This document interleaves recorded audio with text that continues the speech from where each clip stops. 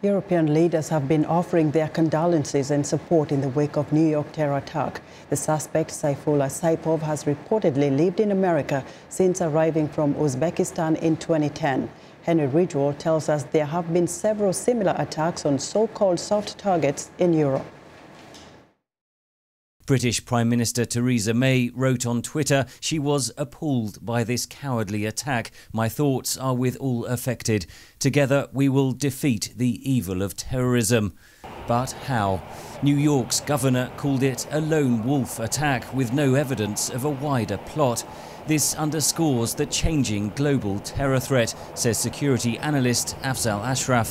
A change that has occurred progressively since the 9/11 attacks, where larger plots are now being replaced by these so-called lone wolf attacks using readily available equipment such as vehicles. The New York attack echoes recent terror incidents across Europe. In June, 3 attackers used a van to hit pedestrians on London Bridge, then used knives to attack passers-by. Less than 3 months earlier, a lone attacker drove into pedestrians in Westminster before fatally stabbing a police officer. London authorities have since installed barriers on several key roads, but it's impossible to fully protect against such attacks, say experts.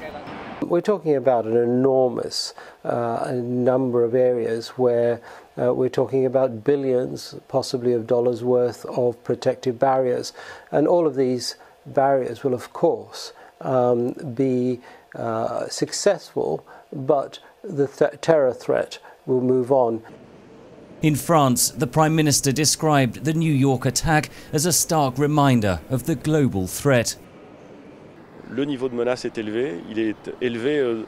The threat level is high around the world, and our objective is to provide credible answers, firm answers, and to guarantee a high level of security for French people. France has suffered more than most, with hundreds killed in recent attacks in Paris and Nice. French President Emmanuel Macron Tuesday signed a new anti-terror law with sweeping powers. I will also allow for very specific measures to fight against terrorism by allowing particular raids or by having measures on a case-by-case basis against identified individuals. US President Donald Trump wrote on Twitter that he has ordered more robust extreme vetting of travellers. Europe is unlikely to follow that path, says Ashraf. It's not at all clear to me that there is a form of vetting which will increase the already present safeguards sufficiently to detect potential terrorists. Security analysts stress it is almost impossible to fully protect against so-called lone wolf terrorists intent on causing harm. Henry Ridgwell for VOA News, London.